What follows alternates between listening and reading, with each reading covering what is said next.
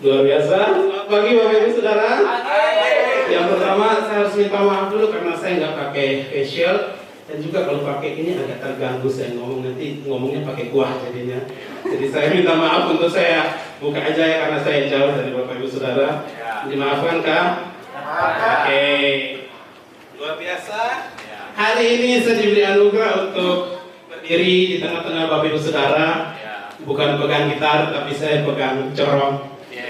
Antusias untuk menyampaikan apa yang Tuhan taruh di dalam hati saya, dan itu menjadi pesan Tuhan buat kita semua, amin. Kalau mendengar bersama-sama hari ini, baik yang belum kenal saya perkenalkan, saya Obaja. Mungkin ada yang baru, Suresmi, saya Obaja, istri saya menikah dan istri saya Aling. Di mana dia? Istri saya Aling beberapa tahun lalu ketika kami ada urusan pajak, saya bersama dia antar ke kantor pajak untuk ngurus tax amnesty. Saya bawa dia ke sana, saya laporin ke petugas bahwa Pak, ini harta saya satu-satunya Pak.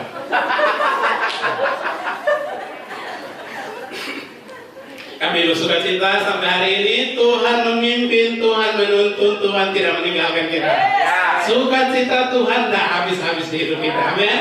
Ya, hari ini saya mau berbicara tentang hati yang tulus. Siapa nih? Pure heart ya, gitu ya. Kalau salah diluruskan ya, pure heart. Jadi saudara tahu nggak? Hati kita itu seumpama sepiring tempe. Dalamnya seperti sepiring tempe, tak ada satupun tahu. Hati kita nggak ada yang tahu. Halo, saya mau bilang hati kita nggak ada yang tahu. Tuhan yang tahu hati kita. Tuhan mengenal hati kita. Kita di antara kita sesama mungkin kita bisa baik. Orang tahu kita hati kita baik, tapi belum tentu di dalam hati kita baik. Setuju apa setuju? Ya. Tak ada satupun tahu. Hanya kita dan Tuhan yang tahu. Hati kita itu, kata Amsal berkata apa? Amsal, coba kita baca bersama-sama. Boleh saya minta PowerPoint-nya, bukan PowerPoint tapi LCD-nya tolong dikeluarkan. Amsal ayat yang keempat ayat 23. Amsal 4 ayat 23. Ini hari ini ayatnya ringan-ringan saja, sederhana saja. Amin. Sudah keluar? Boleh kita baca bersama-sama? 1, 2, 3. Segala hatimu dengan segala kewaspadaan, karena dari situlah pancar saya minta kita baca di bagian B-nya, bagian yang keduanya dengan lebih keras lagi. 3, 2, 1. Karena dari situlah terpancar kehidupan. Hati kita adalah sumber kehidupan. Hati kita baik, kita akan memancarkan hal-hal yang baik. Hati kita jahat atau kurang baik, kita akan memancarkan hal-hal yang jahat juga. Jadi luar biasa, saya sangat semangat untuk menyampaikan tentang isi hati ini karena tidak kebetulan ketika minggu pertama, minggu kedua dan minggu ketiga hari ini kita beribadah, Tuhan terus ngomong tentang hati, amin. Tuhan terus ngomong tentang hati. Tuhan punya tujuan hanya satu, hati kita sembuh untuk kita ketemu Dia. Hati kita pulih untuk kita bertemu Dia kapan saja. Ngomong tentang hubungan kita dengan Tuhan, hubungan kita dengan Tuhan. Ini yang Tuhan bilang. Ada satu prinsip yang sangat sederhana. Ini kebenaran firman Tuhan yang sangat mutlak. Firman Tuhan berkata, yang boleh naik ke gunung Tuhan adalah orang yang bersih tangannya dan murni hatinya. Kita mau fokus di bagian yang kedua saja hari ini. Tuhan mencari hati yang murni.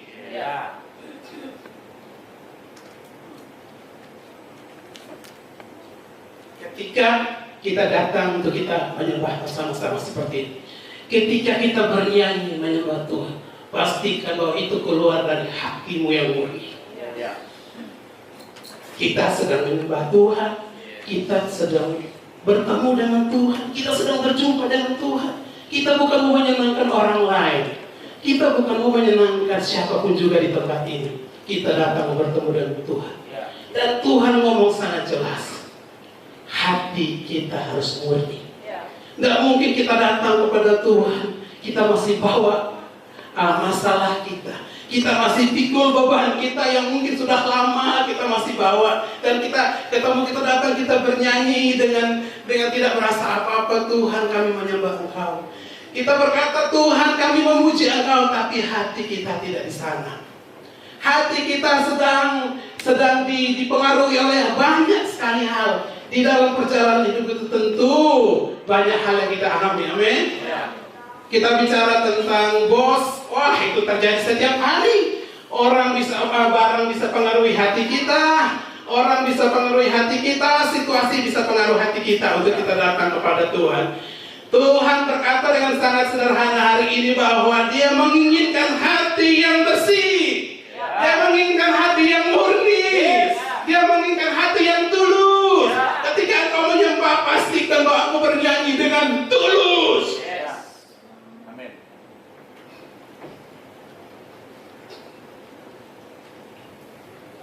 Tuhan tidak main-main. Berbicara tentang hati, kita harus terbuka di hadapan Tuhan. Kita datang kepada Tuhan bukan dengan motivasi yang lain. Kita datang berjumpa dengan Tuhan hanya untuk kita mengalami Dia. Alasan karena apa? Dia sudah mengasihi kita lebih dulu. Dia sudah mengasihi kita lebih dulu. 2000 tahun yang lalu Dia sudah datang. Dia memberikan nyawanya buat saudara dan saya. Cerita tentang Tuhan itu yang harus kita bawa. Dimanapun kita bisa menyembah Tuhan, kemanapun kita bisa bertemu dengan Tuhan, kalau hati kita murni, hati kita bersih, kita akan berjumpa dengan Tuhan dengan sangat mudah. Dimanapun, kapanpun, kondisi apapun, kamu sakit dan tidak sembuh pun, Tuhan ada di sana dan engkau bisa berjumpa dengan Tuhan. Engkau dalam kesesakan sekalipun, engkau dalam tekanan sekalipun, ketika hatimu mengasihi Tuhan, Tuhan ada di sana. Tuhan menyatakan kasih kuasa dan kebenaran di dalam hidupmu. Saya bersyukur, sekali lagi saya bersyukur karena ketika masuk minggu pertama, luar biasa Tuhan berbicara kepada siapa yang bersaksi waktu itu, Kak Neni. Kak Neni, dia ngomong tentang hatinya yang tidak bagus dengan seseorang, dan Tuhan ingatkan dia untuk membereskan hatinya. Masuk minggu kedua, Bianca dapat hal yang sama. Spirit itu ke transfer. Saya juga ngalaminya. Saya ingat, saya punya hati yang gak beres dengan seseorang. Ini hubungannya kelas berapa, Bapak Ibu Saudara? HI, hubungan internasional. Jauh hubungannya. Tidak perlu sebut inisial ya. Ada dorongan yang sangat kuat sekali untuk saya membereskan hati saya. Saya percaya roh itu sedang melanda kita semua. Karena dari minggu pertama, minggu kedua ketika disampaikan tentang pemberesan hati, mau lama atau mau cepat atau mau apapun juga, tapi ketika Tuhan sedang berbicara secara korporat bersama-sama, saya mau tangkap itu. Dan saya bilang, saya harus beresin. Terlepas dari salah atau benar, bagi saya mau mengasihi, dan kasih adalah keputusan. Kasih bukan perasaan. Kalau saya bawa perasaan, baper terus, nggak akan ada keputusan dalam hidup saya untuk mengasihi. Pokoknya ketika kalau hati saya pakai baper terus, nanti datang kepada Tuhan, saya nggak mungkin ketemu Tuhan. Nggak mungkin. Ingat, saya jujur berkata bahwa kita mau ketemu Tuhan, kita harus jujur. Kita bernyanyi, kita harus jujur. Kita bermain musik, kita harus jujur. Apapun juga itu yang kita lakukan di hadapan Tuhan harus jujur. Tuhan melihat hatimu, Tuhan mengenal hatimu. Kita datang hanya untuk menyenangkan hati Tuhan, bukan menyenangkan yang lain, bukan menyenangkan orang, bukan menyenangkan orang yang lain. Nah, sekarang saya mau lanjut. Bagaimana caranya untuk kita praktek di dalam hidup sehari-hari? Sekali lagi, firman yang sangat sederhana sekali. Hari ini catatan saya 3 lembar, Bapak Ibu. Mungkin kita sampai sore dari sabar ya. sehari-hari dalam hidup kita. Coba kita tolong buka ayatnya di Kolose 3 ayat 23. Sekali lagi, ini ayat yang hampir tiap minggu kayaknya kita membahas ayat ini. Sering sekali kita mungkin sudah hafal ya. Hafal itu di luar kepala, kadang tidak masuk-masuk. Di luar kepala soalnya nggak masuk-masuk. Firman Tuhan berkata, mari kita baca bersama-sama. 3, 2, 1. Apapun juga yang kamu perbuatlah dengan segenap hatimu seperti untuk Tuhan dan bukan untuk manusia. Boleh lebih keras lagi Bapak Ibu. 3, 2, 1. Apapun juga yang kamu perbuatlah dengan segenap hatimu seperti untuk Tuhan dan bukan untuk manusia. Coba kita ngerti tentang prinsip yang sangat sederhana ini. Di sini firman Tuhan berkata di kata yang paling pertama bahwa apapun yang kita perbuat. Saudara, selama kita bergerak, selama kita hidup, selama kita beraktivitas dimanapun kita berada, coba kita praktek ayat ini. Kita lakukan sama seperti untuk Tuhan dan bukan untuk manusia. Ini dampaknya luar biasa Bapak Ibu Saudara. Karena ketika kita melakukan dengan hati yang murni, hati yang bersih, nanti saya cerita. Selanjutnya, dengan segenap hatimu, berbuatlah dengan segenap hatimu, sama seperti untuk Tuhan. Ketika saya diberi perintah untuk saya melakukan kepada Mas Bambang atau siapa saudara dari sini, dan saya melakukan seperti untuk Bapak Presiden, seperti itu, beda rasa. Motivasinya pasti beda, persiapannya pasti beda, protokolnya pasti beda. Pasti beda tuh. Apalagi kita sehari-hari di rumah gitu ya, kita lakukan tuh, itu otomatis kayak gitu. Beda. Nah, saya coba kita lebih dalam lagi, kita bahas tentang ayat ini. Kalau firman Tuhan ini berkata bahwa kita lakukan seperti untuk Tuhan, kita lakukannya dalam hidup sehari-hari, apapun juga itu. Amin. Di dalam keluarga kita sebagai suami mengasihi istri, berkata, aku melakukan ini seperti untuk Tuhan. Yes. 1, 2, 3. Istri kepada suami, dia datang, dia melayani suaminya dengan segenap hati, dia berkata, aku melakukan ini sama seperti untuk Tuhan.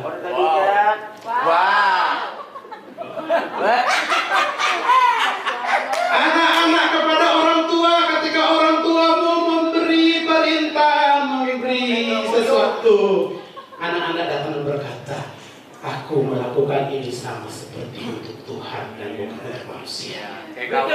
Let's go. Halo. Sampai hari ini saya bilang apapun juga itu. Ketika mahasiswa pelajar engkau berada di sekolah kampusmu, pergi ke sekolah, saudara berkata, saya bersekolah untuk Tuhan. Saya belajar untuk Tuhan. Bapak Ibu yang bekerja sebagai karyawan dan karyawati, bekerja di kantor atau dimanapun juga, sederhana sekali praktek firman Tuhan ini. Saya melakukan untuk Tuhan dan bukan untuk manusia.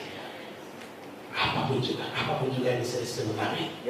Apapun juga, selama kita hidup, kita bekerja, kita beraktivitas, apapun juga itu, lakukan sama seperti untuk Tuhan. Saya bersyukur ketika awal mulai saya ada di Lombok sini, saya tahun 97 di Lombok. Saya nggak ngerti waktu datang 97 itu Gunung Rinjani udah ada atau belum, saya nggak tahu. 97 saya masuk ke 98, saya mulai serahkan hidup saya kepada Tuhan. Saya mulai terlibat dalam pelayanan. Apa saya lakukan? Saya sebagai penjaga ruko satu-satunya. Penguasa ruko waktu itu cuma saya. Tuhan Yesus yang pertama kedua saya. Saya tinggal di ruko, saudara tahu ruko Selaparang itu sekretariat kita hari ini, sampai hari ini maksudnya. Saya tinggal di situ bertahun-tahun. Apa saya lakukan di sana? Saudara tahu sebagai penjaga ruko, saya punya tanggung jawab untuk apa? Bersihkan ruko setiap hari. Tiap hari sapu ruko berapa lantai? 3 lantai. Tiap hari sapu, angkat kursi. berbicara kuat dalam hidup saya.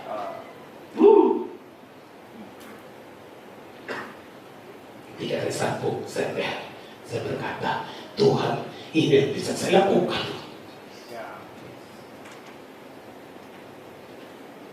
Ketika saya angkat kursi, saya bilang, Tuhan, ini yang bisa saya buat untukmu. Saya mau melakukan dengan segenap hati saya untuk Tuhan, bukan untuk manusia. Saya lakukan itu setiap hari. Tidak ada orang yang lihat. Tidak ada orang yang lihat.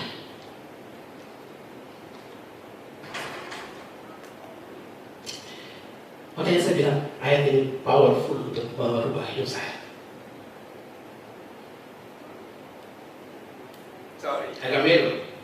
Saya sudah bilang ke Mas Bambang, kalau saya bukannya nggak siap untuk khotbah, tapi saya nggak kuat aja kalau ngomong tentang Tuhan. Karena banyak sekali pengalaman-pengalaman yang Tuhan buat di hidup saya itu yang membuat saya nggak bisa berkata pun nggak bisa. Tuhan memang sampai hari ini gitu. Saya lakukan bagian saya. Ketika setiap hari sapu per 3 lantai itu besar kan? Saudara nggak percaya? Coba praktekin. tinggal di ruko tiap hari, terus siapin ruang ibadah, siapin kursi meja. Nah, waktu itu ada tambahan kayak ini ngajar bahasa Inggris, ngangkat kursi kayunya itu berat banget. Ini bukan Tuhan. Apa yang saya bilang sini, bahwa semuanya itu saya lakukan dengan pengertian saya yang benar, bahwa saya lakukan untuk Tuhan dan bukan untuk manusia.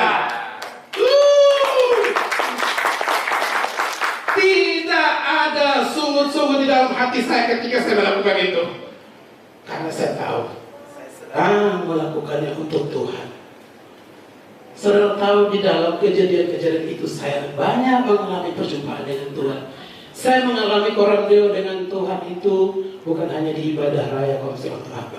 Di dalam kesendirian saya ketika saya bekerja, saya mengalami Tuhan. Berjumpa dengan Tuhan. Saya belajar dari prinsip yang sangat sederhana. Lakukan segala sesuatu sama seperti untuk Tuhan dan bukan untuk manusia. Saudara, hari ini bukan cerita tentang saya, tapi banyak saya lihat teman-teman saudara-saudara ketika diberikan tanggung jawab pelayan, melakukan dengan sukacita, melakukan dengan semangat. Nah, apa yang terjadi ketika saya praktek ayat ini? Saya mendapatkan peneguhan dari Tuhan. Ada sukacita di hati, ada damai sejahtera di hati. Wow, itu yang buat saya tambah semangat untuk melayani Tuhan. Ada sukacita. Sudah tahu ketika sukacita Tuhan penuh di hati saya, sukacita itu memberikan kekuatan buat saya. Semangat untuk melayani Tuhan. Apapun juga yang dipercayakan, come on, saya mau belajar untuk melakukannya. Saya mau belajar untuk melakukannya. Apapun juga itu, dari hal yang kecil. Wow. Jadi sekali lagi, ketika dalam hidup kita bersama di keluarga, rumah tangga, baca prinsip yang sangat sederhana ini, amin. Sederhana banget. Kalau kita mengajar, les-les mungkin ya kayak kita lakukan untuk Tuhan. Dalam apapun juga itu, touring juga termasuk ya kak ya. Ini sama seperti untuk Tuhan, kita berdagang, kita nangkas juga ya kak ya. Seperti untuk Tuhan, kenapa sih ketahuan? Seluruh laku hidup kita lakukan sama seperti untuk Tuhan. Ketika kau bekerja, ketika engkau berdagang, atau apapun juga, sekali lagi, apapun juga yang dapat disebut, lakukanlah sama seperti untuk Tuhan. Ya, yang namanya manusia, responnya macam-macamnya. Oke, mari kita belajar lagi sekali. Saya lanjutkan ya. Kalau waktu saya sudah habis, tolong kasih tahu saya. Kita baca di Matius 21 ayat 28, boleh?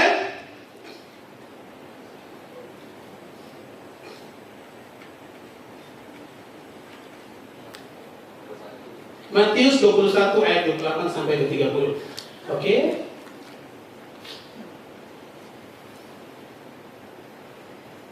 Oke, saya bacakan saja ya, Bapak Ibu. Tetapi apakah pendapatmu tentang ini? Seorang mempunyai 2 anak laki-laki, ia pergi kepada anak yang sulung dan berkata, anakku, pergi dan bekerjalah hari ini di dalam kebun anggur. Lanjut. Jawab anak itu, baik, baik Bapak. Tetapi ia tidak pergi. Kalau orang dengar itu, baik Bapak. Jadi dia tidak pergi dia. Ya? Baik, tapi dia sampai pergi dia. Mamae. Oke, yang kedua, lanjut. Lalu orang itu pergi kepada anak yang kedua dan berkata demikian juga. Dan anak itu menjawab, aku tidak mau. Saya mau. Tetapi kemudian ia menyesal lalu pergi juga.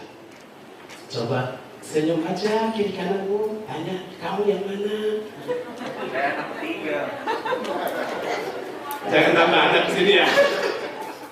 Sudah, jangan ngomong aja tuh Bapak. Ngomong aja, tanya kamu yang mana?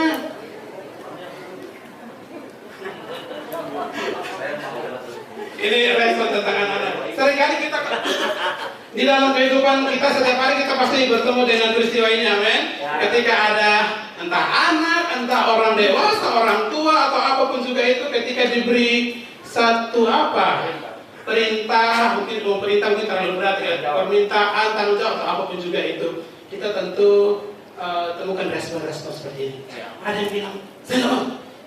Yang pertama dulu, maksudnya, iya, siap. Tapi dia nggak pergi. Nah ini latihan lain-lain. Bahasa hari itu latihan lain-lain. Suruh apa? Lakukan apa? Aduh Kak, saya mau kasih tahu. Karena ini kalau dicamplok sudah dimasukin di karung dipukul.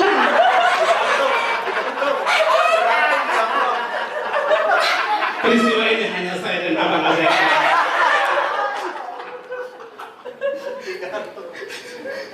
Luar biasa. Saya lanjut aja ke yang bagian yang keduanya.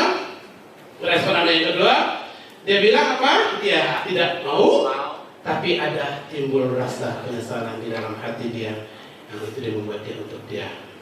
Kadang kita ketemu juga orang-orang seperti ini, amin. Di sini ada, situ boleh. Kadang tidak mau pergi, tapi ada rasa itu untuk dia kembali untuk dia lakukan. Saudara, dalam perjalanan hari-hari hidup saya sering lihat ini, ada orang yang ketika dia diberi tanggung jawab itu, kamu lakukan ini ya, saya aja terus aja, saya mau. Saudara tahu, seketika terjadi balapan antara mulut dan hidung.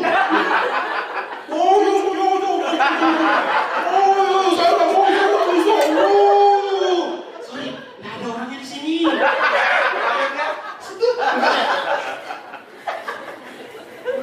Disuruh apa-apa nggak mau. Saudara pernah ngalamin ini nggak di konser? Di konser ya, di konser ketika di konser, kamu berdoa ya buat doa ini. Nggak bisa saya.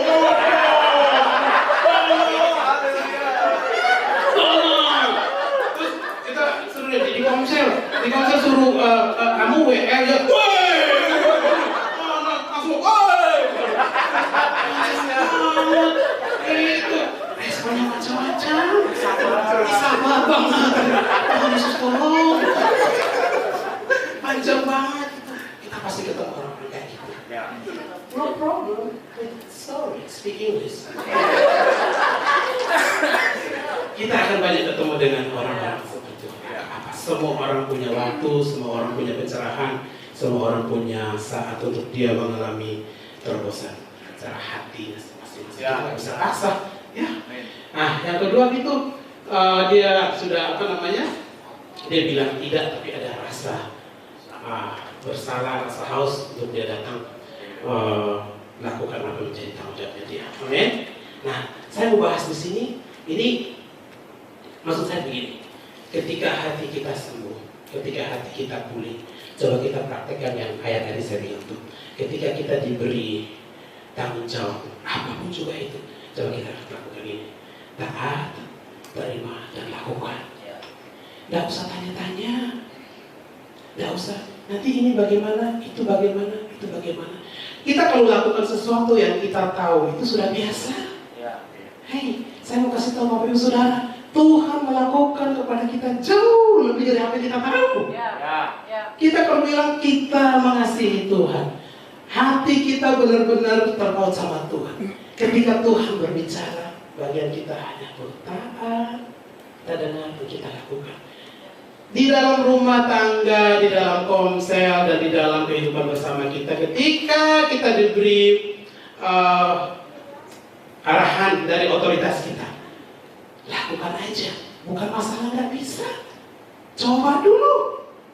Jadi jangan belum coba sudah bilang nggak bisa terus sampai Tuhan datang.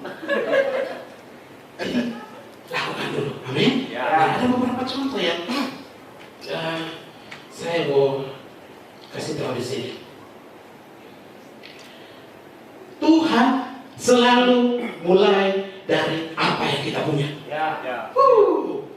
So, kita nggak bisa bilang saya datang ke dunia ini, saya datang kosong, nol, ada kayak gitu. Tuhan tuh sudah merancangkan hidup kita tuh begitu detail, begitu sempurna. Sampai hari ini Dia mau bekerja melalui hidup Bapak Ibu Saudara. Jadi kita nggak kosong, pas-pasan gitu. Jadi datang kita freelance, kita nggak buat apa-apa.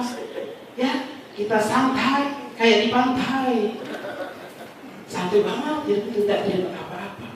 Tuhan mau memakai hidup kita, amin. Nah, saya lanjut. Tuhan mulai dari apa yang ada pada kita. Coba saya mau baca aja di Keluaran 4. Ini ayatnya saya lupa catat, tapi saya ingat. Saya cerita aja. Keluaran 4 itu cerita tentang Musa. Ketika Musa dia memimpin bangsa Israel dengan segala macam peristiwa dan kejadian, Bapak sudah tahu bahwa bangsa Israel adalah bangsa yang hari ini ngomong ini, lakukan ini, hari ini ngomong ini, akhirnya lama 40 tahun di sana. Bangsa Israel itu bangsa yang keras kepala, kepala batu, rambut kawat, leher beton, gigi besi. Nah itu apa semua yang keras-keras semua itu. Jadi ngomong apa itu, Musa mulai galau, dia stres, dia berkata kepada Tuhan, kalau saya ngomong, kalau juga dia mendengar saya ngomong. Ya, Tuhan berfirman kepada Musa, apa yang ada padamu? Musa bilang, saya punya tongkat. Lemparkan tongkatmu ke tanah. Ketika dia melemparkan tongkatnya ke tanah, dia berubah menjadi ular. Musa kaget dia, lari dia. Begitu kan ketemu ular juga masih lari. Di rumah saya itu banyak ular. Ketika saya pas pulang dari mana begitu malam-malam gitu masuk pintu garasi kayak gitu, tiba-tiba ular di mana barangkali kalau dia lihat saya belum langsung dia lari dia. Sudah. Tapi kalau saya lihat dia duluan, saya yang lari.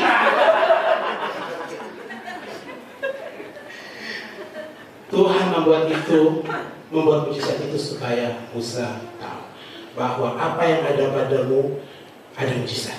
Tuhan bekerja melalui apa yang ada padamu. Amin. Nah, peristiwa yang kedua, Musa masih belum percaya juga. Dan coba kamu masukin tanganmu ke dalam baju. Ketika masukin tangannya di dalam baju, dia angkat tangannya kena kusta. Tapi Tuhan berkata, masih lagi. Ketika dia masukin lagi, ketika dia keluarkan tangannya menjadi sembuh. Mujizat yang kedua Tuhan sudah buat Musa. Musa masih belum percaya. Maksudnya kamu bilang sama bangsa Israel, apa Tuhan mau buat mujizat bagi engkau? Musa bilang, aduh Tuhan, kok jadi bahasa kubang gitu? Tuhan, saya kan nggak bisa ngomong, lidah saya berat, mulut saya berat untuk ngomong kayak gitu-gitu. Tuhan bilang, siapa yang ciptain mulut? Siapa yang ciptain lidah? Siapa yang buat ini, buat itu? Tuhan. Ya sudah, pergi aja, tidak usah banyak ngomong. Musa taat dan Musa pergi, lakukan. Jadi kita bersama Tuhan, kita nggak usah buat banyak alasan. Ketika kita dikasih tanggung jawab oleh Tuhan, nggak usah kita berkata ini, berkata itu, banyak timbang-timbangnya, nggak jadi. Sudah tahu banyak kegagalan terjadi karena apa? Datang dari orang yang banyak alasan. Yakin? Masuk akal? Kalau kita selama diberi tanggung jawab, diberi itu, kita masih banyak alasan, tidak akan terjadi apa-apa. Taat untuk lakukan saja. Amin. Banyak peristiwa di Alkitab yang menceritakan tentang Tuhan memakai apa yang ada pada kita. Amin. Kita belajar bersama-sama. Saya dapat beberapa pernyataannya aja. Yang kedua, yang berikutnya, yang ketiga, mungkin ini terakhir dari khotbah saya, biar panjang-panjang ya. Awal tahun 2008 saya lanjut. Pertama kali saya datang ke Lombok, persis pernyataan ini persis seperti apa yang saya alami ketika itu. Saya bertemu dengan Mas Bambang, terusnya Mas Bambang bilang begini, "Oh Baja, apa yang kamu bisa?" Kalau di ayat Alkitabnya, apa yang ada padamu kira-kira gitu ya. Apa yang kamu bisa? Mas, saya cuma bisa main gitar. Ya, ilmu dari kampung masih ada dikit-dikit. Otodidak banget gitu, main suaranya tahu, tapi udah tahu ini kunci apa yang dimainkan, jadi nggak tahu gitu. Jadi itu aja saya punya. Saya bilang, "Mas, saya bisa cuma main gitar." Terus Mas Bambang, oke. Apa yang dilakukan Mas Bambang? Diajak saya pergi tembak burung. Kita pakai motor cek. Waktu itu NMAX belum ada ya. NMAX belum ada, sama Versis belum ada gitu. Jadi kita pergi ke Sekotong, kita tembak burung ke Sekotong sana jauh. Sepanjang perjalanan itu saya ngobrol dengan Mas Bambang, ngobrol terus. Kita tembak burung itu berulang-ulang. Mas Bambang nih banyak kelebihannya. Pintar khotbah, juga pintar nembak burung. Pintar banget. Burung tuh dijauh di atas kelapa sawit, sekali ngeker, jatuh dia gitu, mati, wah senang gitu. Dalam berjalan-jalan waktu tiba-tiba kita di satu tempat yang burungnya dipendekkan seperti ini kira-kira gitu ya. Salah, burungnya lari, langsung dia senapannya dipatahin ke bawah gitu, dibuang ke bawah, dimarah, kok nggak enak. Di sini juga saya belajar bahwa orang tua pun bisa marah.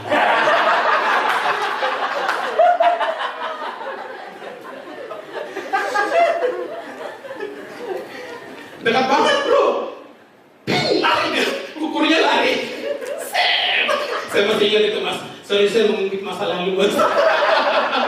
Oke, lanjut cerita, tapi peristiwa itu terus berjalan. Saya nanggap apa yang Mas Bambang sampaikan kepada saya bahwa kamu punya musik, oke, kamu mau ke Jakarta, mau belajar musik di Jakarta. Saya langsung saya mau. Saya nggak tahu kesana saya mau ngapain, mau belajar musik apa, ketemu dengan siapa, posisi nol, saya tidak tahu apa-apa. Tapi ketika Mas Bambang bilang kamu pergi, saya siap. Saya bilang, saya diberikan tiket bis safari dan meraya pergi ke Jakarta, bis berapa hari, 2 hari, kayaknya 3 hari, lebih sakit kayak gitu. Jadi selama itu saya lakukan tanpa saya tahu apa yang harus maksudnya saya ambil tindakan iman, saya berjalan aja. Suruh ke Jakarta, saya ke Jakarta. Aduh kan, saya dari Canggung kan udah pernah lihat Jakarta, nggak tahu Jakarta tuh seperti apa gitu kan. Kan lihat cuma di TV, baru sampai Jakarta, baru tahu ternyata Jakarta tuh ada. Saya sampai di Jakarta tujuannya untuk belajar musik. Saya nggak tahu belajar bagaimana seperti apa gitu. Ada kelas musik. Program beberapa bulan seperti itu, dan saya didaftarkan untuk saya mengikuti program itu. Proses belajar mulai berjalan itu setiap hari. Nah, yang luar biasanya saya dalam waktu 2 minggu saya sudah ditabiskan menjadi murid yang dengan dapat gelar DO.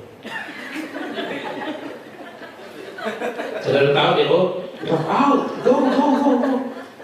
Saudara tahu kenapa? Saya nggak bisa ngikutin belajar musiknya. Saudara tahu nggak pernah sekolah, terus tiba-tiba ditulisin not balok kayak gitu. Begitu dia garis-garis, saya bilang, Kak, baloknya saya tahu, notnya saya nggak tahu.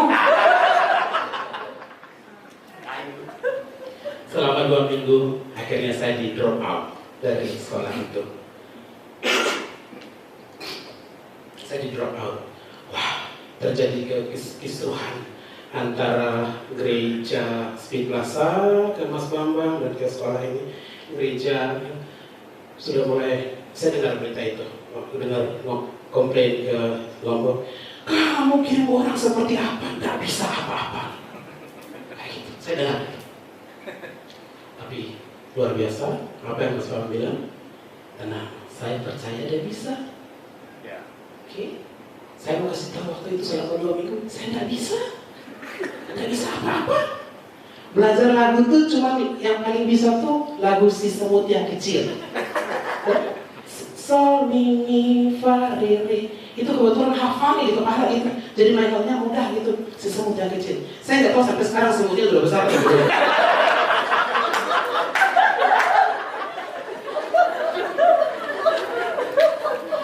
Saya di drop out dalam waktu 2 minggu itu. Terjadi keseruan itu, ada pemimpin dari Jakarta ketemu saya. Kamu bisa apa jadinya? Aduh Kak, saya mau disuruh apa aja saya mau. Saya mau disuruh apa aja saya mau. Mau suruh belajar gitar, ayo. Mau suruh belajar drum, ayo. Tapi masalahnya, siapa mau bayar? Mahal. Belajar musik di Jakarta itu mahal. Sudah, waktu berlalu dan saya masih berkantor di, bukan ya, masih belajar ya di Speed Plaza dalam beberapa bulan. Saya lihat itu sekitar 5-6 bulan saya di Jakarta. Tidak belajar musik lagi di sekolah musik itu, ngantor aja sambil belajar apa. Dan apa yang saya lakukan di rumah, saya berdoa sama Tuhan, ya Tuhan,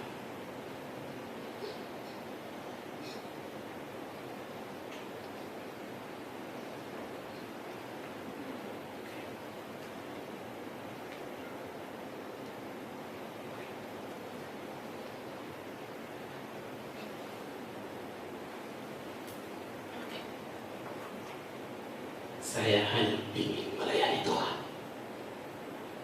Saya hanya ingin main musik untuk melayani Tuhan. Karena bagi saya nggak bisa apa-apa. Nggak ada yang bisa diandalkan dari hidup saya untuk saya pakai untuk pekerjaan Tuhan.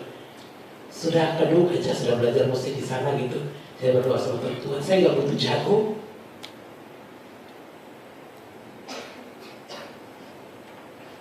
Yang penting bisa dan saya melayani Tuhan. Yang kedua, saya juga punya bebannya buat gereja yang sudah mengutus saya mahal-mahal, jauh-jauh, terus pulang-pulang nggak bisa apa-apa gitu loh. Gitu. Jadi semangat saya tuh tinggal sedikit sekali. Kalau bisa bilang orang itu hilang, sudah nggak ada semangat lagi untuk belajar, sudah nggak bisa apa-apa lagi. Tapi ketika semangat itu ada, saya berkata kepada Tuhan, Tuhan, saya hanya ingin melayani Tuhan, dan apapun yang bisa saya lakukan. Ya, setiap hari saya mulai belajar keyboard saya. Setiap saya nggak kasih keyboard itu nganggur. Pergi ke Speed Plaza, sebelum pergi dalam waktu 1-2 jam saya belajar, pulang nggak kasih saya nganggur keyboard itu, saya belajar terus setiap hari. Dalam waktu 4-5 bulan ketika saya pulang kembali ke Lombok, saya bisa cuma 3 lagu selama 5 bulan itu. Mas Bambang ditanya, coba kau main lagu yang kau bisa, saya main. Nah selama 5 bulan 3 lagu yang saya latihan jadi hafal banget. Kelihatan jago banget, tapi cuma itu yang bisa. Langsung saya dikasih pelayanan, besok kau main. Oke Mas, tapi tolong jangan main lagu yang lain, saya nggak bisa. Itu saya bisa dan saya lakukan itu. Baca terus. Dalam perjalanan itu dari waktu ke waktu ini yang saya lakukan. Setiap hari saya belajar, setiap hari saya lakukan bagian saya. Latihan musik berjam-jam, latihan musik saya tidak kasih nganggur. Musik yang ada di ruko itu saya belajar. Saya mau kasih tahu, sampai hari ini mujizat Tuhan menyertai hidup saya.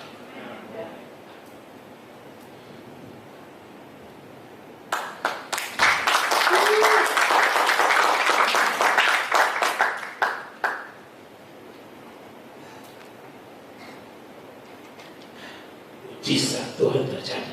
Banyak hal yang di luar dari yang saya pikirkan, di luar dari saya tahu. Itu yang Tuhan buat, itu yang Tuhan kerjakan.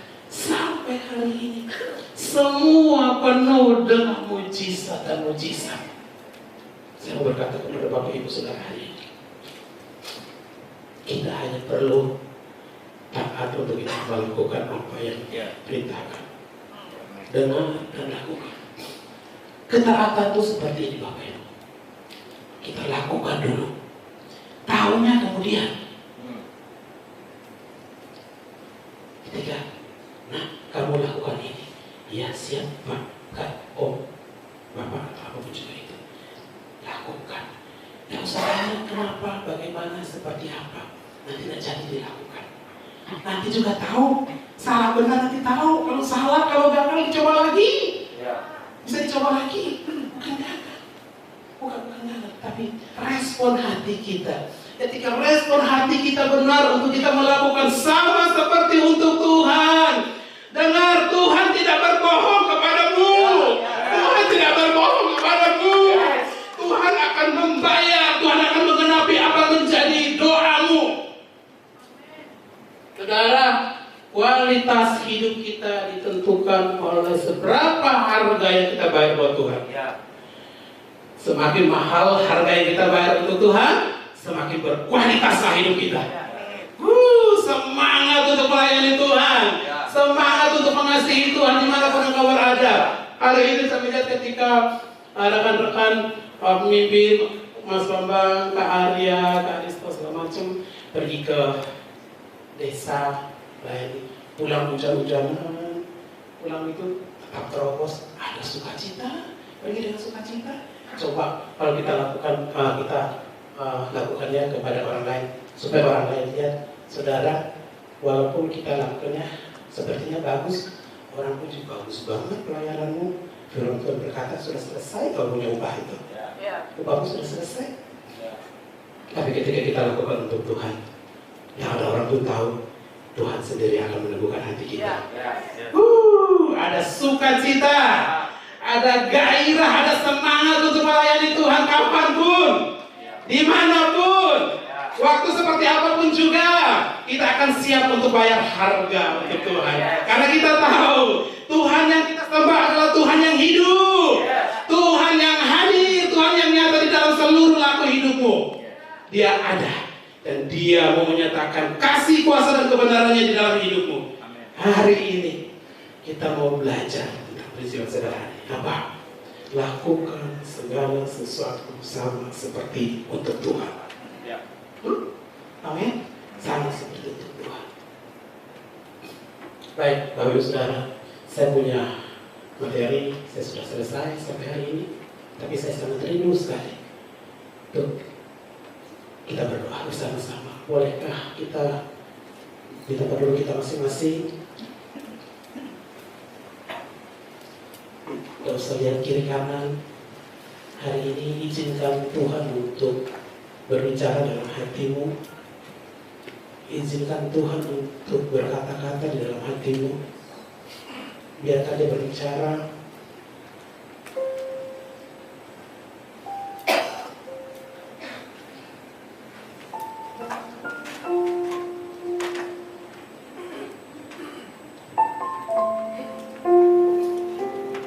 Hari ini bukalah hatimu.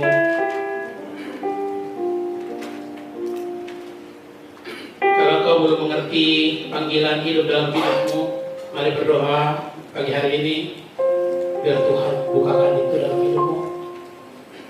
Engkau mungkin gak tahu mau mulai dari mana, mau lakukan apa, seperti apa.